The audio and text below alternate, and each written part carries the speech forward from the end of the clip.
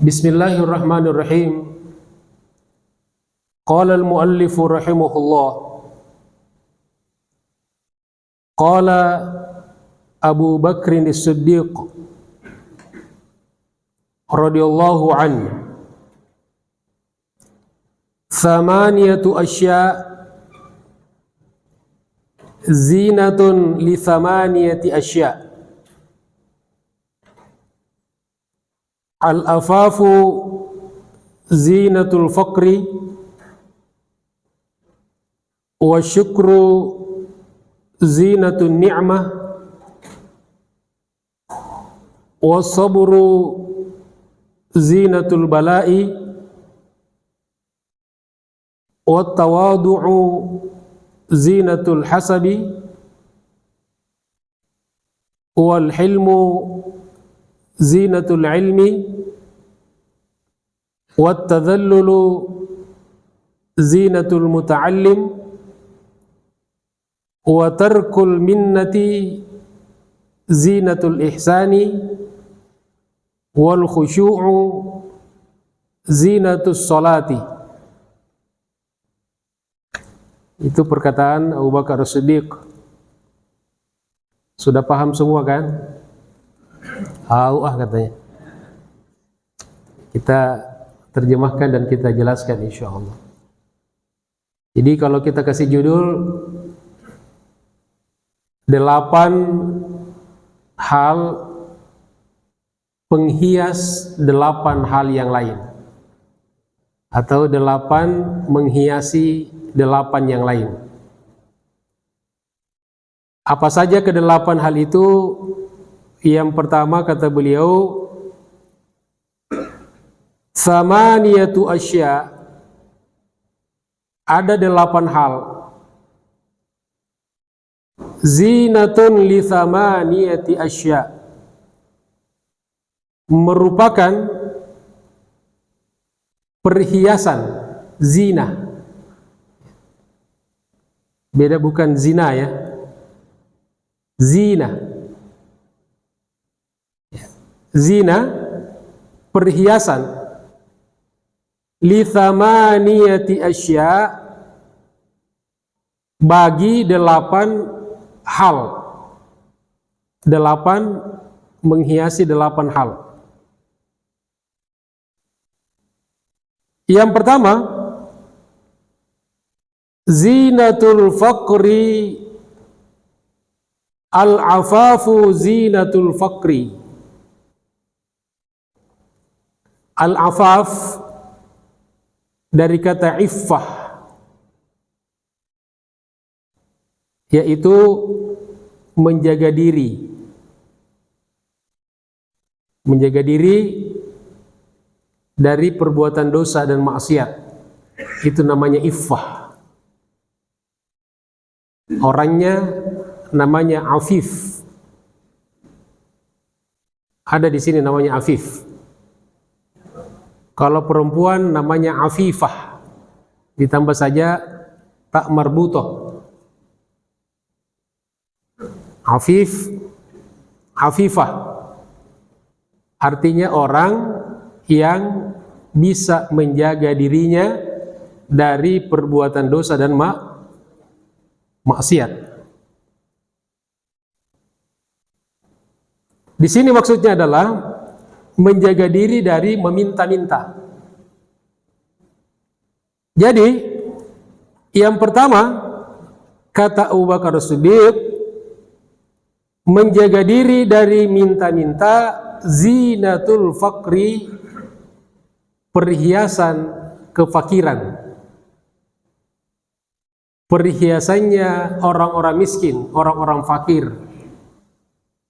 Jadi meskipun miskin tetapi keren. Meskipun miskin tetapi tetap indah. Kenapa? Karena tidak meminta-minta. Ya, tidak meminta-minta.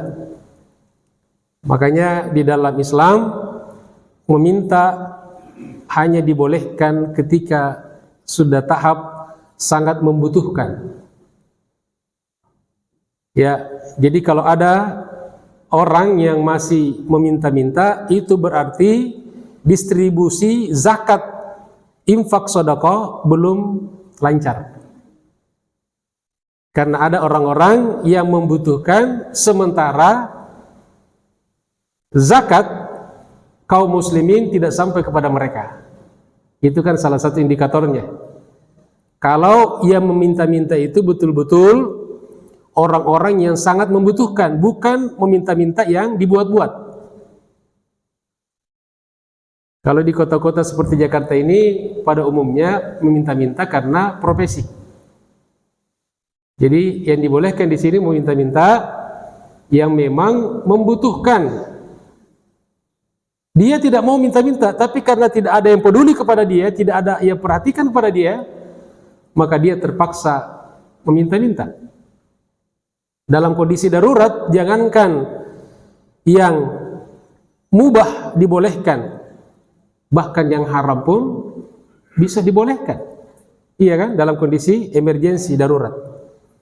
Jadi di sini yang pertama, kata beliau, perhiasannya yang membuat orang fakir, orang miskin tetap indah, tetap elok, tetap terhormat, tetap punya harga diri, adalah ketika dia memiliki al-afaf atau al-iffah, bisa menjaga diri dari meminta-minta, atau tidak gampang, tidak mudah meminta-minta. Jadi pantangannya, kalau orang miskin mau keren, jangan gampang minta-minta. Ustadz, saya tidak minta-minta di jalan, mintanya di mana? Sama mertua. Ya, ini pengemis terselubung ya. Tidak di pinggir jalan, tapi atau ada juga meminta-mintanya pakai proposal. Ya, itu yang pertama jemaah sekalian. Ya. Di sini Imam Nawawi kemudian mengutip satu hadis dari Rasulullah sallallahu alaihi wasallam, ruwiya annahu sallallahu alaihi wasallam qala, diriwayatkan sesungguhnya Nabi sallallahu alaihi wasallam telah bersabda, tuhfatul mu'min fid dunya al-faqru. Masya Allah. Tuhfatul mu'min, harga diri seorang mukmin. Ya, tuhfa ini bisa berarti harga diri, bisa berarti mahkota, bisa berarti sesuatu yang sangat berharga yang dimiliki seseorang. Itu namanya tuhfah. Kata ini sering dijadikan sebagai judul buku, judul kitab. Banyak sekali kitab yang menggunakan kata tuhfah. Ada Tuhfatul Maulud. Ini salah satu syarah dari kitab hadis Sunan Abu Daud. Ada juga Tuhfatul Arus. Ini kitab bahasa Arab yang berbicara tentang pernikahan, tentang hubungan suami istri yang paling lengkap. Kitabnya tebal. Ya, ustadz-ustadz yang bisa baca kitab biasanya tahu. Namanya Tuhfatul Arus. Arus itu pengantin. Jadi mahkota pengantin kalau kita terjemahkan itu. Jadi kata Nabi, mahkota orang beriman fid dunya, di dunia, adalah al-faqru, adalah kemiskinan, kefakiran. Apa maksudnya nih? Apa maksudnya? Di sini tentunya kalau miskin yang bisa memiliki al-afaf. Ya. Lebih baik miskin terhormat menjaga diri daripada kaya tetapi dari cara yang haram. Betul? Iya. Itu maksudnya, jadi dijelaskan. Jadi mahkota orang miskin ya di dunia ini adalah ketika bisa menjaga dirinya. Jadi al-faqrunya di sini hanya variabel ya. Yang dimaksud di sini terhormatnya. Jadi kalau bisa kaya dan terhormat lebih bagus lagi. Tapi diambil minimalisnya. Jadi jangan dilihat miskinnya. Kalau begitu Islam mengajarkan miskin dong. Ya kalau memang takdir kita miskin ya miskin. Dan memang tidak semua orang kaya. Allah ciptakan hidup ini selalu berpasang-pasangan. Ketahuan kaya karena ada orang miskin. Jadi bukan miskinnya, bukan fakirnya, tetapi yang penting terhormatnya. Terhormat orang miskin karena bisa memiliki al-afaf.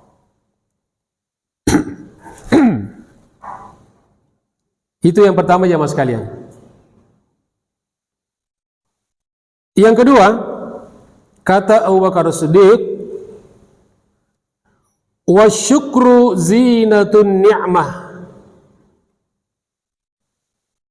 Wa syukru, syukur, bersyukur kepada Allah, zinatun ni'mah, menjadi penghias kenikmatan. Kenikmatan yang Allah Subhanahu wa taala berikan kepada kita menjadi indah, menjadi elok ketika kita bersyukur kepada Allah Subhanahu wa taala. Dan sebaliknya tentunya nikmat kemudian menjadi buruk ketika tidak dibarengi dengan rasa syukur kepada Allah Subhanahu wa taala. Jadi kalau kita melihat ada orang yang pandai bersyukur, maka selalu indah kelihatannya. Apa saja alhamdulillah. Apa saja alhamdulillah. Dan jamaah sekalian, alhamdulillah ini ya inilah yang ditunggu-tunggu oleh Allah Subhanahu wa taala. Allah kasih kita kenikmatan itu bukan nunggu kita bayar. Enggak mungkin kan? Nunggu kita ganti tidak mungkin. Tapi yang ditunggu Allah adalah rasa syukur kita. Ketika kita mengucapkan alhamdulillah. Ketika kenikmatan itu kita nikmati kemudian kita mengucapkan tentu dari hati kita juga alhamdulillah, itulah yang diapresiasi oleh Allah Subhanahu wa taala. Maka jamaah sekalian, kalau kita mendapatkan satu kebaikan, maka doanya apa? Alhamdulillahilladzi bi ni'matihi tatimmus sholihat. Ya, apa? Kita baca sama-sama ya. Alhamdulillah, alhamdulillah alladzi bi ni'matihi tatimmus sholihat. Itu kalau kita mendapatkan satu kebaikan ya. Apa saja yang kita anggap baik, ucapannya kalau mau lebih lengkap lagi, alhamdulillahilladzi bi ni'matihi tatimmus sholihat. Segala puji bagi Allah, dengan nikmatnya maka sempurnalah kebaikan-kebaikan itu. Jadi nanti kenikmatan itu Allah sempurnakan dalam diri kita. Walaupun seteguk air minum, kalau Allah sempurnakan maka nikmatnya sempurna. Apa contohnya? Ketika buka puasa, ya kan? Ketika buka puasa, air putih ini bisa menjadi paling nikmat. Ya, kalau mau ditukar antara 100.000 dengan satu teguk air, pilih yang mana? Kalau buka puasa, ya dua-duanya katanya. Memang kita toma ini yang disuruh milik. Nah sebaliknya, kalau kita mendapatkan sesuatu yang tidak mengenakkan, apa bacanya? Apa yang kita baca? Ya hamdalah juga. Ya selain yang lainnya kan, selain kalau musibah istirja ya, ada hamdalah juga, tapi alhamdulillahnya alhamdulillahi ala kulli halin. Baca sama-sama ya. Alhamdulillah ala kulli halin. Yaitu kita baca misalnya kaki kita kesandung, kita baca alhamdulillah ala kulli halin. Ibu-ibu masak kemudian gosong, alhamdulillah ala kulli halin. Kata suaminya, kamu itu gosong tempe masih alhamdulillah. Ini ajaran Ustadz nih katanya. Ya, jadi kalau ada hal yang tidak mengenakan, tetap hamdalah. Itu berarti hamba yang sudah senantiasa menikmati hidup. Apapun yang terjadi selalu alhamdulillah. Makanya kalau kita perhatikan ada orang Arab, alhamdulillahi ala kulli hal, itu artinya ada sesuatu yang dia dapatkan kurang mengenakan. Ya, itu bacanya kalau sesuatu yang menimpa yang kurang bagus.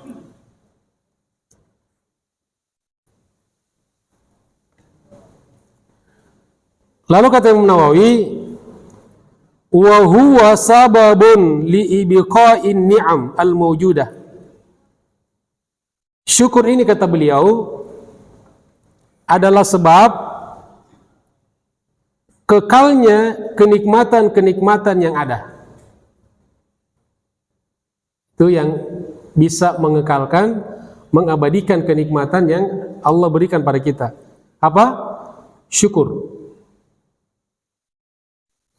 Wa wasilatun ila husulin ni'amil mafqudah, dan wasilah, sarana untuk mendapatkan kenikmatan-kenikmatan yang hilang atau yang belum ada. Jadi syukur ini, kalau misalnya kita kehilangan nikmat, kehilangan sesuatu, lalu kita bersyukur, maka itu menjadi sarana untuk kita mendapatkan yang lebih baik. Ya. Jadi luar biasa dahsyat ini bersyukur ya. Jadi bisa mengabadikan yang sudah ada, kemudian mengundang kenikmatan-kenikmatan yang belum ada, dan bisa juga menjadi pereda atau peredam gejolak jiwa kita ketika kita kehilangan sesuatu kenikmatan yang ada pada diri kita. Itu kata Imam Nawawi. Mudah-mudahan kita termasuk orang-orang yang senantiasa bersyukur pada Allah Subhanahu wa ta'ala. Kemudian jamaah sekalian, yang ketiga, kata Abu Bakar As-Siddiq, was-sabru zinatul bala'i. Was-sabru, sabar, zinatul bala'i, perhiasannya bala. Bala ini sudah menjadi bahasa Indonesia ya. Bala artinya musibah, bencana. Jadi bala itu dari bahasa Arab. Ada tolak bala ya. Tolak bala, menolak musibah, menolak bala. Artinya upaya kita bisa mencegah bala. Tidak mungkin kita bisa menolak bala. Ya, tidak sama dengan tolak angin. Angin aja nggak bisa kita tolak, apalagi bala. Maka sabar di sini, kata beliau, adalah penghiasnya bala. Orang yang terkena musibah bisa tetap menjadi elok, indah, nikmat, ya, kalau dia bersabar. Maka bala pun bisa menjadi bermanfaat, mendapatkan ganjaran dari Allah Subhanahu wa ta'ala, dengan syarat ada sabar. Makanya orang-orang sabar ini pahalanya akan disempurnakan oleh Allah Subhanahu wa ta'ala. Innama yuwaffas sabiruna ajrahum bighairi hisab. Ya, hanya saja orang-orang sabar akan mendapatkan pahalanya secara sempurna dari Allah Subhanahu wa ta'ala tanpa dihisab, tidak ada batasnya.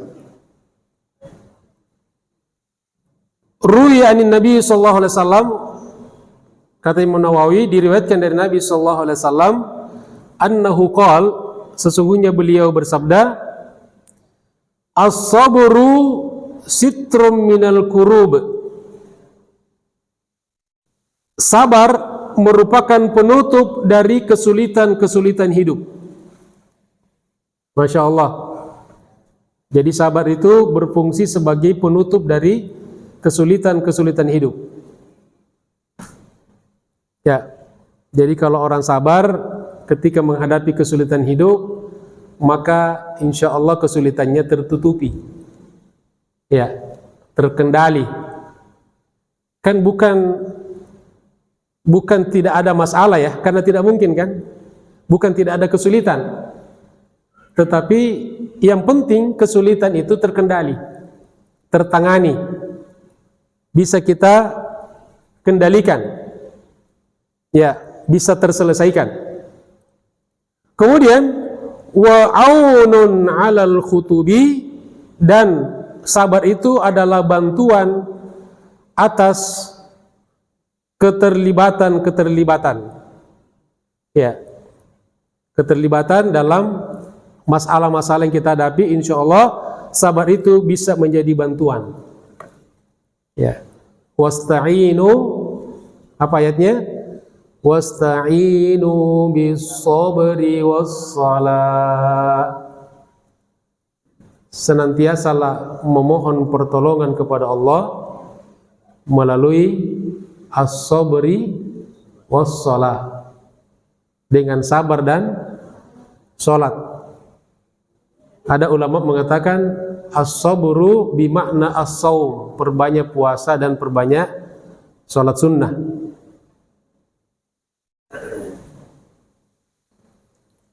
Kemudian Imam Nawawi juga mengutip perkataan Ali bin Abi Thalib. Wa qala Ali bin Abi Thalib karramallahu wajhahu. Ali bin Abi Thalib berkata, as-sabru matiyatun la takbu. Sabar adalah matiyatun, tunggangan yang tidak pernah jatuh. Ya, kalau kendaraan tidak mogok, tidak rusak, ya. Kalau dulu tunggangan orang itu kan apa? Binatang, ya. Onta, kuda, keledai. Keledai apa kedelai? Ya? Keledai, ya? Ya, keledai. Saya suka ketukar-tukar tuh. Keledai. Itu dulu. Sekarang mobil, motor. Jadi sabar itu adalah kendaraan yang tidak pernah mogok, tidak pernah rusak. Kira-kira enak nggak kalau kita punya kendaraan nggak mogok tuh? Enak sekali. Saya juga mau beli, mau ganti kalau ada dijamin selama-lamanya tidak rusak. Ya, tidak masuk bengkel gitu kan, tidak ganti oli, enak banget itu. Ya, mungkin ada yang bisa menciptakan kendaraan seperti itu, biar kita tidak repot lagi. Ini ada aja kalau makin tua, makin rese di kendaraan. Ya, kayak curhat ini Ustaz ya. Kemudian wal qana'atu sayfun la yambu. Dan sabar itu adalah qana'ah, dan qana'ah adalah, jadi tadi sabar adalah kendaraan yang tidak pernah mogok, tidak pernah rusak. Wal qana'atu sayfun la yambu, dan qana'ah adalah pedang golok yang tidak pernah tumpul. Ya. Kalau ada pedang meskipun dipakai tidak pernah tumpul, ya tidak pernah gompal, ini bagus juga nih. Ya, jadi yang saya jual itu, ya kan? Ya, kalau tidak dipakai kan, kalau mau bertahan terus, tidak rusak jangan dipakai. Tapi mau dipakai, ya pasti berkurang ketajamannya. Apalagi golok sembeli dipakai nebas tulang, hancurlah. Ya, saya ada seorang anggota DPR itu beli golok, ya harga mahal. Ya, dia lalu setelah Idul Korban kira-kira 1 bulan, dia kirim foto goloknya ke saya. Kaget saya kan, gompal gitu, hancur. Dia protes, kok goloknya begini? Saya bilang dikenapain? Ya begitu, kenapa gitu kan? Saya tanya balik. Ya dia bilang saya pakai motong-motong tulang segala. Ya iyalah, itu kan golok untuk sembeli. Kalau mau golok yang untuk tulang lain lagi, untuk daging lain lagi. Nah jadi ini qana'ah itu rasa menerima, adalah seperti pedang pisau golok yang tidak pernah tumpul, ya selama-lamanya. Ya, saya juga pengen beli ini kalau ada ya pisau, ada golok yang meskipun kita pakai ya tidak pernah lagi diasah, itu luar biasa. Jamaah sekalian dirahmati Allah Subhanahu wa taala. Kemudian yang keberapa jamaah sekalian? Ya, yang keempat, wat-tawadhu'u zinatul hasadi. Kata Abu Bakar As-Siddiq, yang keempat adalah tawadhu', rendah hati. Ya, sudah jadi bahasa Indonesia juga ya. Tawadhu'. Ada yang ditanya, apa tawadhu itu? Ketawa sambil duduk katanya. Bukan itu. Tawadhu artinya rendah hati. Tawadhu zinatul hasabi, perhiasan bagi keturunan. Bagi keturunan, apa kata Imam Nawawi? Wa huwa ma ya'udduhul insan minal khumul. Ya. Wa huwa ma ya'udduhul insanu min mafakhiri abaihi. Apa-apa yang dianggap oleh manusia, di antaranya seperti membanggakan orang tua mereka. Jadi salah satu tradisi orang Arab dulu itu sangat bangga dengan keturunannya ya. Ya, jadi seseorang itu dinilai ini anak siapa, cucu siapa nih. Itu orang Arab dulu tuh. Ya, jadi seseorang di masyarakat dia tidak berdiri sendiri, tetapi dia dinilai berdasarkan siapa ayahnya, siapa kakeknya, dari kabilah mana. Ya, makanya kenapa di dalam tradisi Islam, dan itu sebetulnya diambil dari Arab ya, dari Arab kemudian diadopsi oleh Islam. Nasab itu kuat sekali. Ya, orang Arab itu bin-binnya itu ketahuan sampai paling tidak 5 ke atas tuh. Ya, fulan bin fulan bin fulan bin fulan. Dan Nabi kita Muhammad SAW itu nasabnya jelas. Muhammad bin Abdullah bin Abdul Muttalib bin Hashim bin Abi Manaf dan seterusnya sampai ke Ismail, sampai kepada baginda Rasulullah sallallahu alaihi, sampai kepada Nabi Adam alaihissalam. Ya. Jadi itu kebanggaan orang-orang Arab dahulu, mim mafakhiri abaihi, ya, itu mengandalkan orang tua. Ya, orang tuanya. Kemudian atau min manaqibi nafsihi, atau membanggakan dirinya sendiri. Apa yang dia banggakan? Min dinihi, karena faktor agama. Dia bisa tunjukkan ini diri saya, ini agama saya.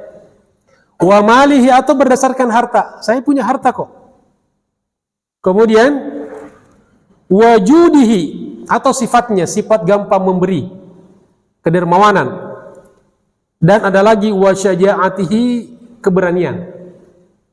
Jadi bisa orang dulu itu berbangga-bangga karena keturunannya, karena anak si fulan, ya, cucunya si fulan dari kabilah atau marga tertentu, atau membanggakan dirinya sendiri karena ada faktor agama, faktor budaya, harta, kedermawanan, dan keberanian.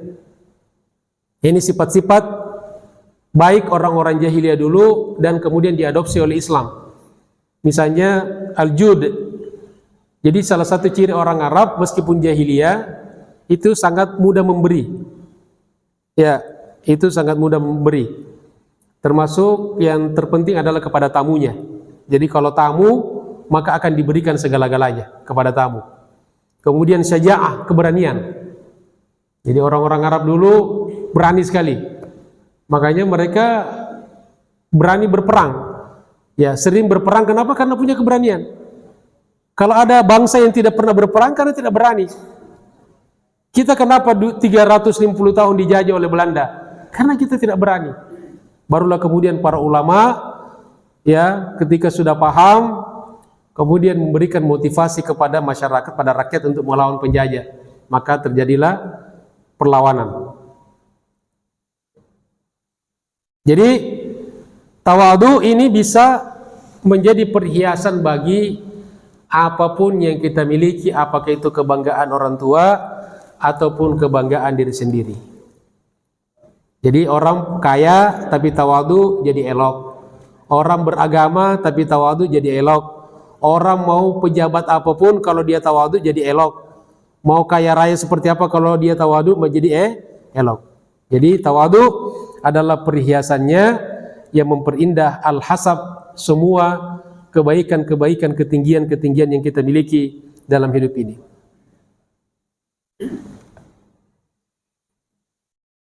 Jamaah sekalian dirahmati Allah Subhanahu wa taala. Kemudian yang kelima, kata Abu Bakar As-Siddiq, wal hilmu zinatul ilmi. Al-hilmu kesantunan. Zinatul ilmi penghias daripada ilmu. Jadi ilmu itu kalau mau elok, mau indah, maka harus dibarengi dengan sifat kesantunan. Jadi orang-orang yang belajar, orang-orang berilmu harus santun agar ilmunya jadi elok. Ruwiya annahu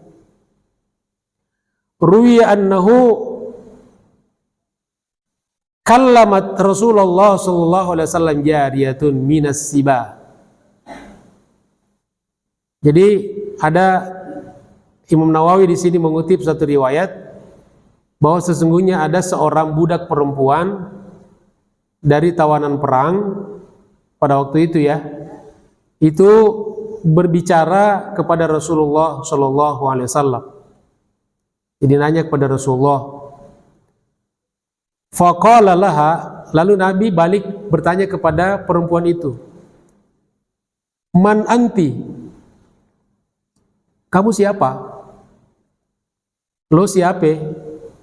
Ya, kata Nabi gitu ya. Faqalat, lalu wanita itu menjawab, bintur rajuli al-jawadi Hatim.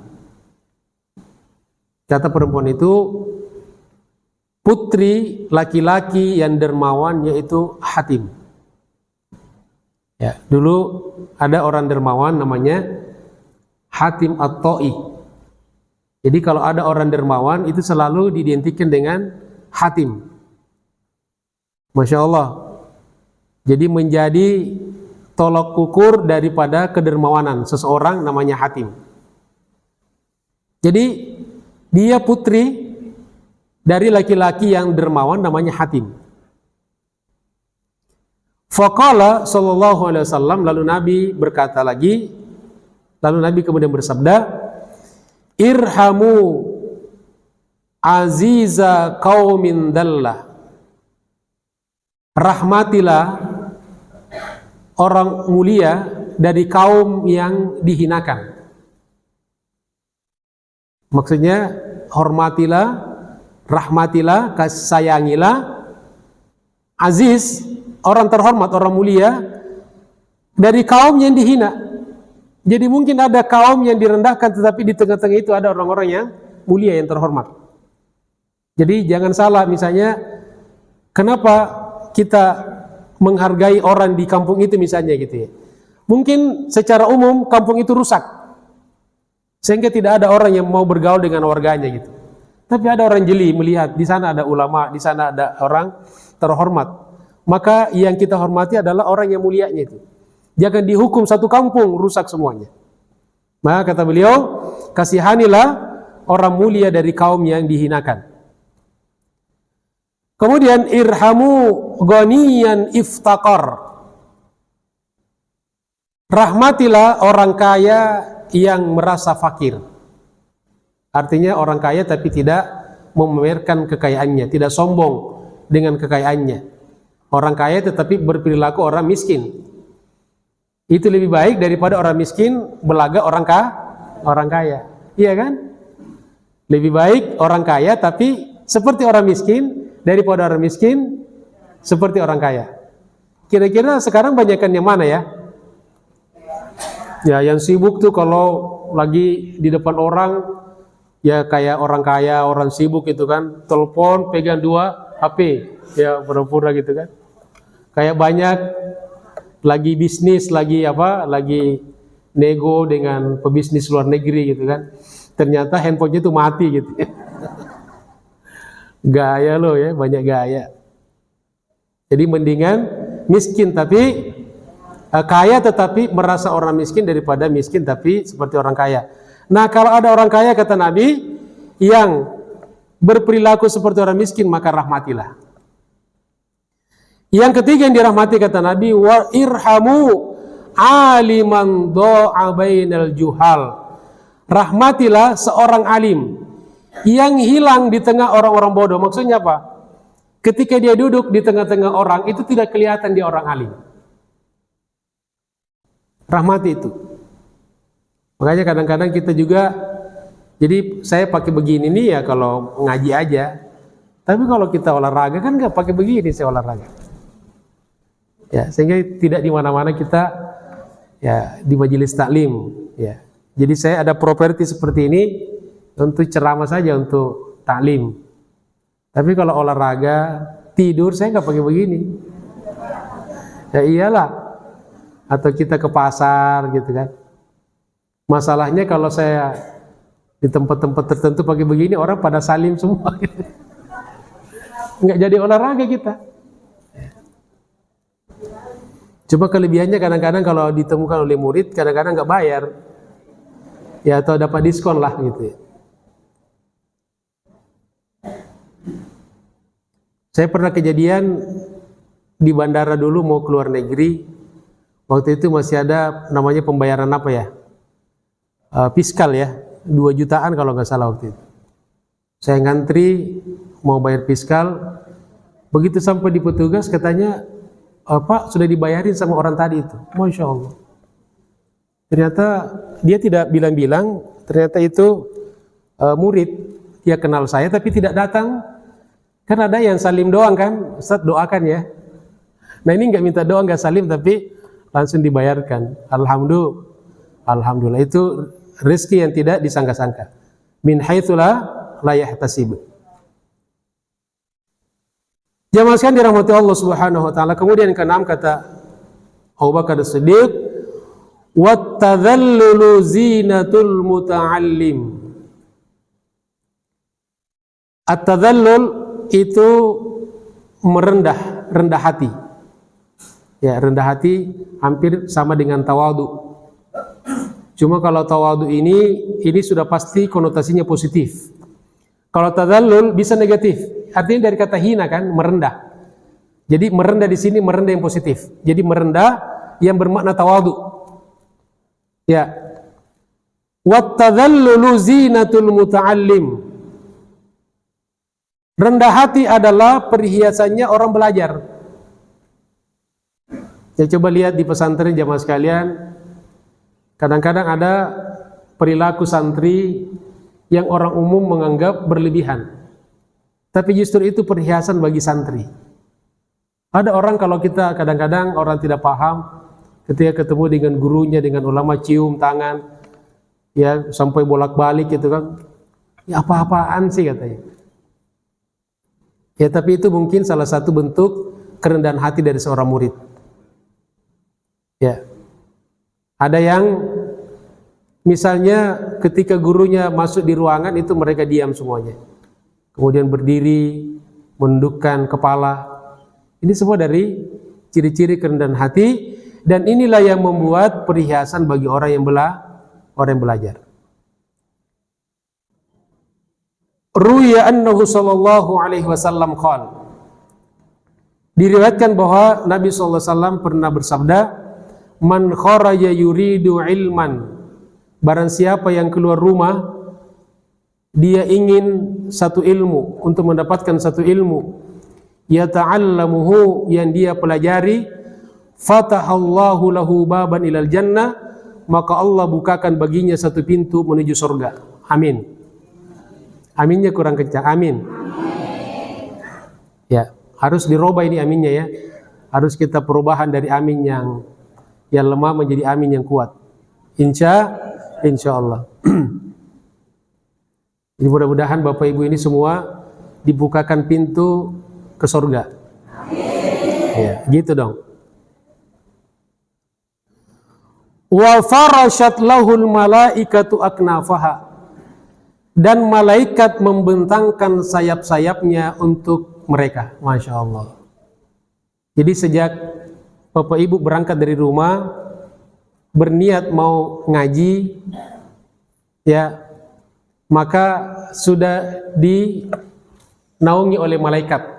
Ada sayap malaikat yang menaungi Bapak Ibu sekalian, insya Allah.